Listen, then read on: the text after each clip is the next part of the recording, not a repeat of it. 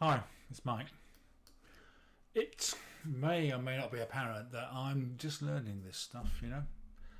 I'm a bit awkward with a camera. I haven't got much lighting right yet, but I'm finding a way, finding my way. But not that long ago, you wouldn't have got me anywhere near a video camera. I was terrified, clumsy, bungling.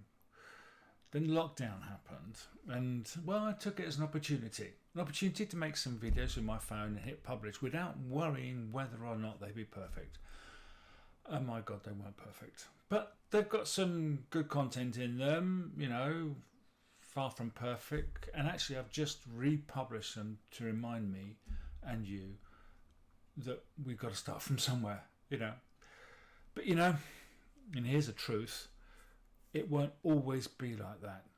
I will get good at this, and I'm looking at this as a period of apprenticeship.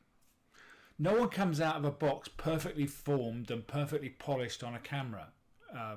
It takes time, effort to become, quite frankly, comfortable just doing this on your own and not feeling a bit stupid.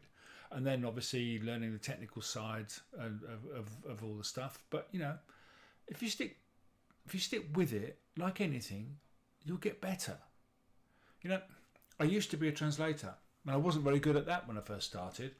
There are floppy disks in a landfill in France somewhere where my first translations are hiding away, and well, it's just as well. They're not coming out anytime soon.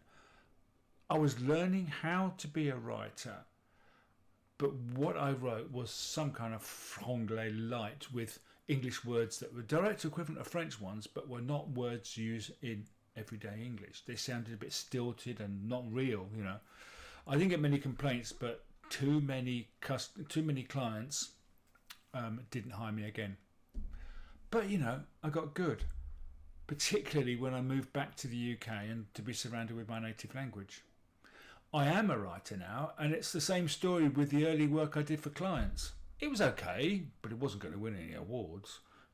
My websites are hidden in the Wayback Machine, and my sales pages, blog posts, and emails are locked away on my Google Drive, forever safe. No one will ever see them.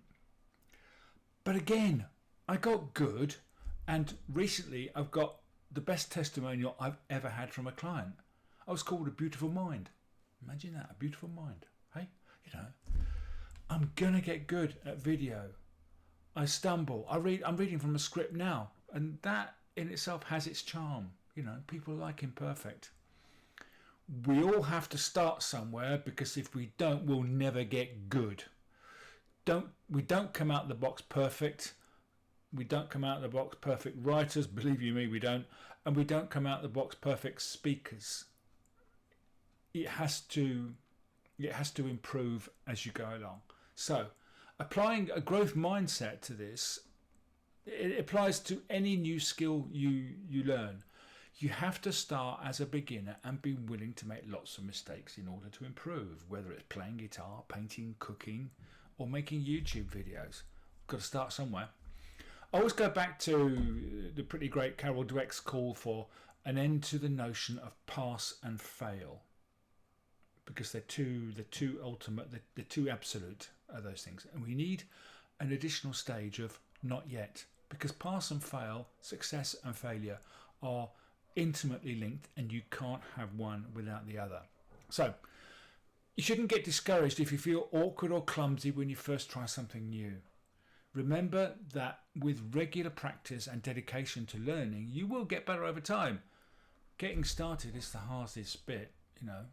For me and YouTube, I know that with each video I make, I'm going to make a step forward to my path about becoming comfortable on camera.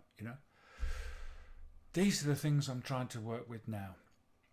That self-conscious feeling that we get all the time. Everyone feels awkward or nervous at first. It can take time to get comfortable, but maybe I think I'm getting there. I still feel a little bit uncomfortable, uneasy, just sitting here on my own, not talking to anybody, but I could be talking to the entire world. I'm still going through technical issues about how to light this, but I've got loads of light in this room. I've got skylights all over the place, but sometimes it's quite a lot. It's quite a bit too much, so I've got to kind of manage it, and I'm not quite sure how. Why? Where's the best place to sit? How do I do audio? It takes time to practice how to light properly and frame shots and all this. I forget what I wanted to say sometimes. I'm using a script now, but that's not always the case. And I don't know yet if that's the best way to go, or whether working without one makes it easier. But when you're like I'm doing now, when you're working without one, it's much easier to lose your train of thought or just completely go blank. There's only so much editing you can do. I'm also learning video software. There's a learning curve to that, and I'm making the mistake of perhaps comparing myself to experienced professionals. Get you be gone, imposter syndrome.